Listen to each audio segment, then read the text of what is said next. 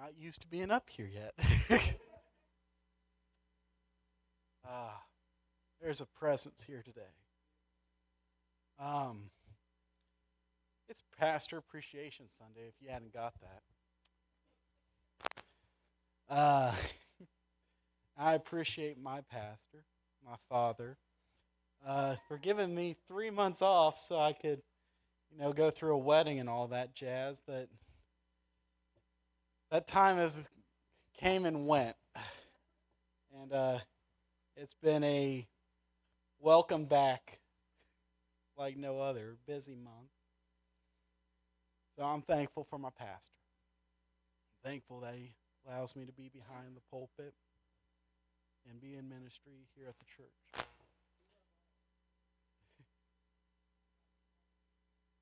Yeah.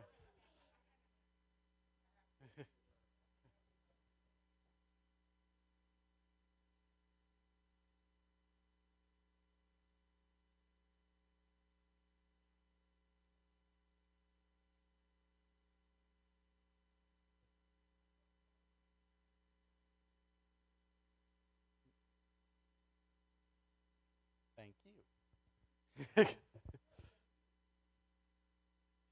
uh, but I come with a word this morning. I've talked to Dad about this one before I got up here.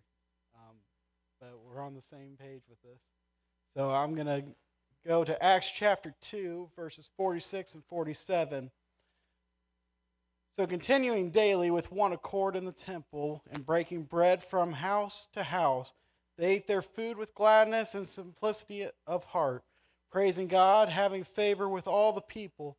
And the Lord added to the church daily those who were being saved. I want to talk to you this morning. The plans are already made. Now, in my line of work, everyone can be seated.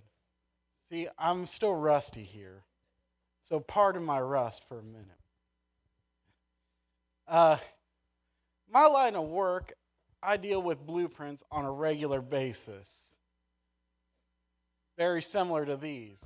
It's structural steel blueprints. And without blueprints, you cannot build a building. You can try your hardest, but unless you submit drawings to an engineer, to the city, you're not going to get a permit to draw something or build anything in your property. Mount Vernon's loose on that, but it's still somewhat true. It's very loose in that.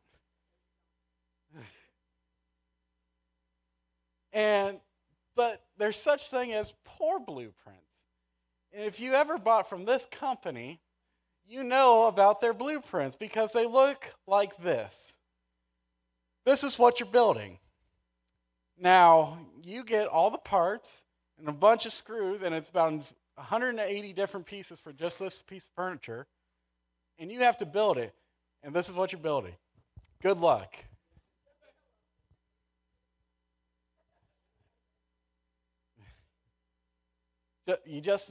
Good luck with that, because I'm going to rag on the pastor. Pastor bought a IKEA desk, and we tried to build that thing, my mom and I, and that was the worst desk I've ever built. It was two sides and a top, and my word, it was like building Rome. No, IKEA blueprints are that bad. But God gives blueprints to our lives and to the church. And blueprint, God has already made the plan for what's going to happen in the future. We go to Genesis chapter 6, verse 1. Now it came to pass when men began to multiply the face of the earth, and daughters were born to them, that the sons of God saw the daughters of men, that they were beautiful, and took wives unto them, and all whom they closed. And the Lord said, My spirit shall not strive with man forever, for he is indeed flesh, yet his days shall be numbered to 120 years. Now, Genesis chapter 6 is about 1,000 years after the Garden of Eden. And the world has gone rogue. And And the Lord is like, what have I created? Now, sometimes I think he still thinks, now, what did I create over here? But the earth is in chaos. But in verse 8 it said, but Noah found grace in the eyes of the Lord. See, even when the world's in chaos, the Lord is looking for somebody that's going to find favor in him. And so Noah is in this world of crazy, but yet he still seeks after the Lord. And Noah is just a humble man. He's nothing big, nothing flash. But in verse 14, Noah gets the plans for the ark. Now, why are the plans for the ark important? Let's look at where Noah lived. Noah lived in the middle of a field. They didn't know what water was. Fishing was not a thing. So why do you need a boat in the middle of the country? And God gives him a bunch of blueprints for here's how big the boat's going to be, your levels, your tier. Well, God, why do I need a boat? Just build a boat. Just build a boat. Odd request, but let's build a boat. But Noah doesn't hesitate to build it. He gets mocked, he gets ridiculed. Why are you building something in the middle of a field? There is no need for this giant structure here. It's an eyesore.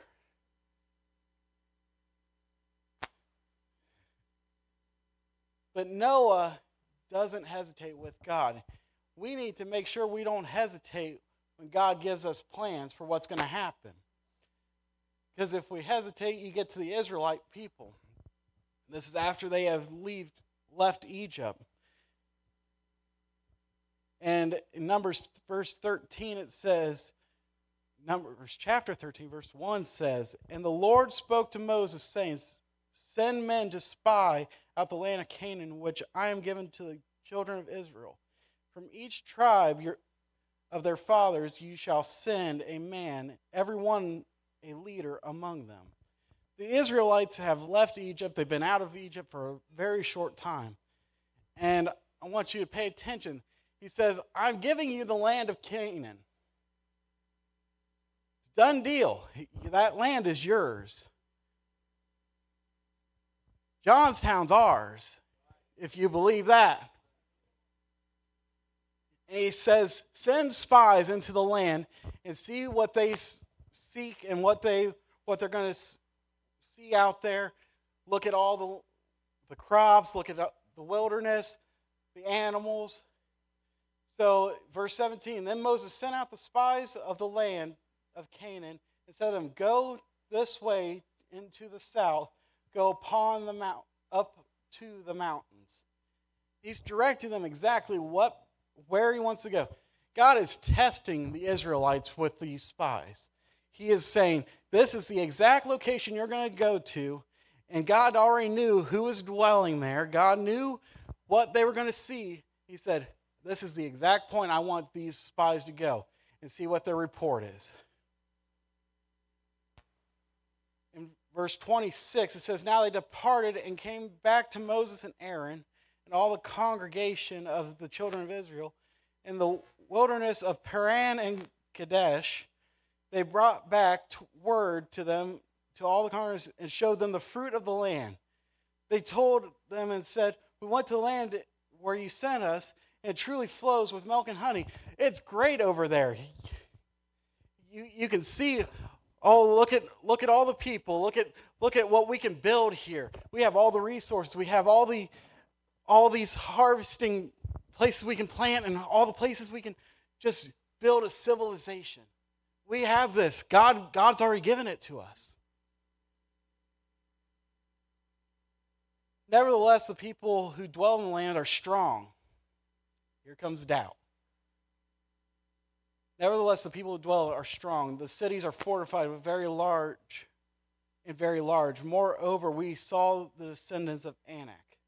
The Amalekites dwell in the land of the south. The Hittites, the Jebusites, the Amorites dwell in the mountains. And the Canaanites dwell by the sea and along the banks of the Jordan. They tell the story of the land and everything good. But then they're like, but do you see who's already established the land? They're bigger than us. They're better than us. They have armor. We don't have armor. We were slaves. You think we got stuff to take down cities? They forget who they serve. Yet one of the spies, his name's Caleb, then Caleb quieted the people before Moses and said, let us go up at once, take possession, for we are able to overcome it. Caleb is the only spy that says, hey, it doesn't matter who's already there. We have a God that said, hey, I've given you this land. God's already given Johnstown to us. We shouldn't hesitate to take the land. God is ready for us to take Johnstown. God is ready for the Israelites to take Canaan.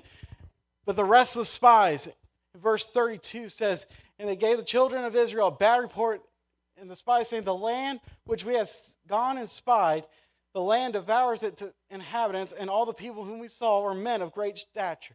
We cannot be the spies of the other spies of Israel. We have to be Caleb. We have to be Noah. When the Lord says something is prepared before you, we have to say, all right, it doesn't matter what we're going to see. It's bigger, it's badder than us. But here we go. God has laid before us a city. He's laid before us a vision for what God is going to do. We have to be able to say, okay, God, I have to trust in what you're saying. We cannot hesitate. There we saw giants, the descendants of Anak that came from the giants. And we were like grasshoppers in their own sight, so we were in their sight. The other spies don't have the faith that Caleb has. And this is going to hold back the people of Israel. I come to tell the church, we cannot hesitate what God has set before us. It's going to scare us. The church is going to grow. We're going to have more people. We're going to have more people here than we know what to do. And if we have to have 2 services, 3 services, the Lord has plans for it. We have to be like Caleb and say, the Lord's already set this place before us. We have to go take it. We have to be like Noah and say, hey, if we have to build, we're going to build. It's not going to make sense to anybody else that's outside of these walls. But hey, we're going to build what the Lord has planned. It doesn't make sense to us, but God's got a plan for us. We have to move forward. We cannot hesitate to move forward. We go to our passage, so I'm almost done. Again, the rust is getting off. But Acts chapter 2, verse 42, they continued steadfastly the apostles' doctrine, fellowship, and breaking of bread and prayer. Then fear came upon every soul. Fear cannot control the church. If fear controls the church, you hold back for what God has planned. Church, I tell you, because I've watched it over the past 10 years, the church is growing, and we're going to have people in here we don't know. But we can't have fear for what God's going to do. And many wonders and signs were done through the apostles. Now all who believed were together and all things in common, and sold their possessions and goods and divided them among as anyone had need. The chapter is beginning for the new church, and revival is starting to happen.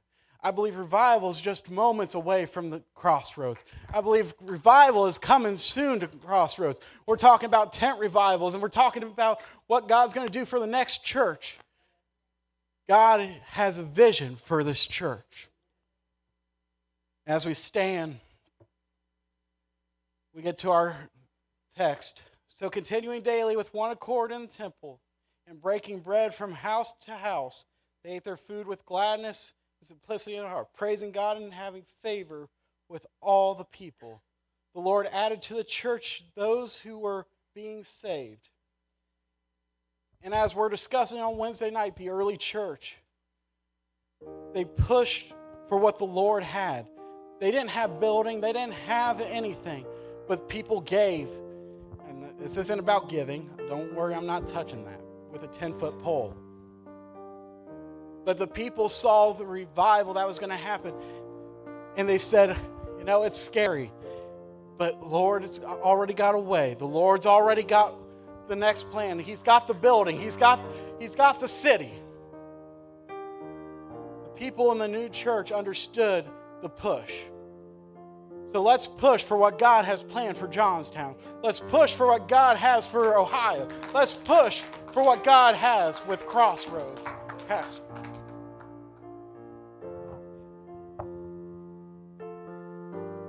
Charity mentioned while we were sitting here, think about how weird that ark was. When I graduated from college the first time, the speaker was a guy named Dave Longaberger. Lord spoke to Dave. He didn't really, but build a basket. That's what we do, man. No. This is the king of all baskets on the east side of Newark. You ever drive by that on 16? Right? You've never seen anything like that before in your life. I think it's haunted. The basket. The big basket. Yeah. I'm going to put you in it. Shove you in it. Isaiah's going, why are you being violent with me? That's how weird the ark would have been. People will come and drive by that and go, there was this massive basket on the east side of Newark on 16. Yep. We're familiar with it. Now, think about building a boat. It hasn't rained, right? We're going to build this gigantic boat in the middle of a field. Noah, have you been into your own wine? I got a great idea, man. You're going to love this. Stick with me. It's going to knock your socks off. It's bananas. Sometimes God tells us to do stuff that's bananas, though. And so, I thought coming to Johnstown was bananas. And I think a lot of you are bananas. Y'all are weird. I walked around. I wore my hoodie yesterday around West Virginia with that logo on it. I got more people between that. First, I thought we were a snake handling church. You were in the right place. Well, which I did. We did see a few of those, by the way. We did. Asked for the price. I said, you got a snake handler? Oh, yeah. What was the pastor's name? Buzzy Wilmington. He had a service at 7:30 last night. We considered joining, only for a moment. Where was I going with this? Oh, yeah. The snake handlers. Anyways, coming here was weird. I'm so glad we did, though. Because look what God's doing. And I get to be here with all of you. So thank you. Yes, thank you. You ain't got no pastor like the one you got. God help us all. And Chap, you're holding back there. Carolyn's back there. I see you sneaking. Not well, I might add. Go on. Do what you're going to do.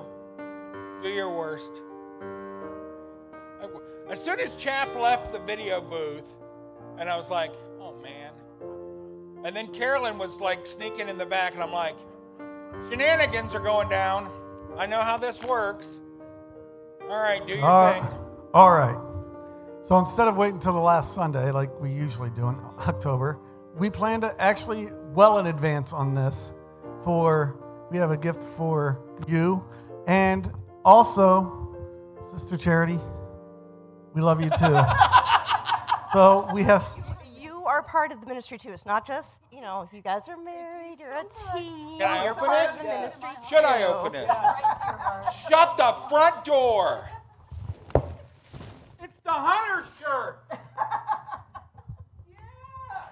It's the hunter shirt. This is so great. It's the best present ever. There's more. I got Chap's cell phone. No. It's not taped. It's a box. A snake in it? If it was from Hunter, there would be a snake. No, we're good. Hold on.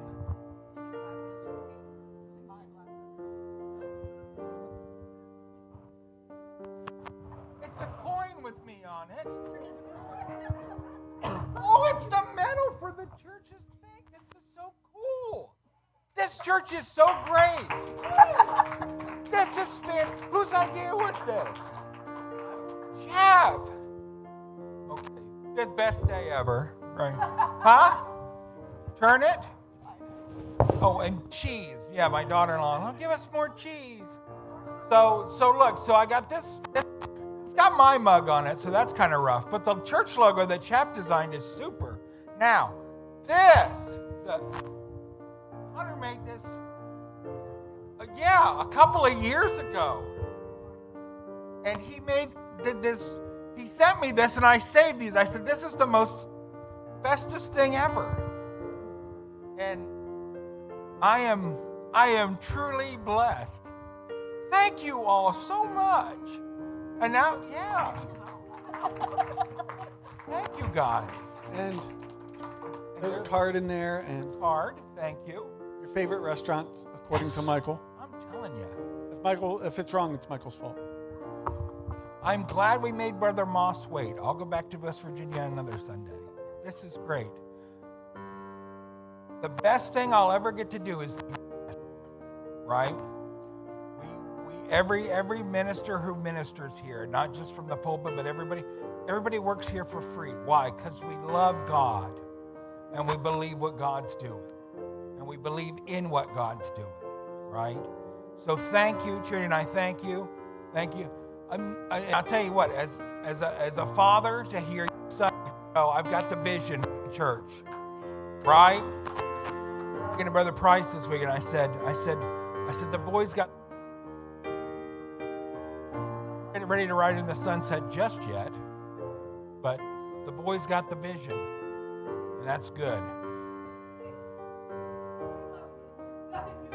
Well, thank you. Appreciate that. Do we have goodies in the back, Debbie? And Megan, are you going to take a picture of everyone in their shirts? She is. Okay. Well, when we get to that, I love every one of you. And Chap and Carolyn, I know you guys put this stuff together. Thank you so much. Thank you, every one of you. This was Debbie's idea. You're all right, lady. You're okay.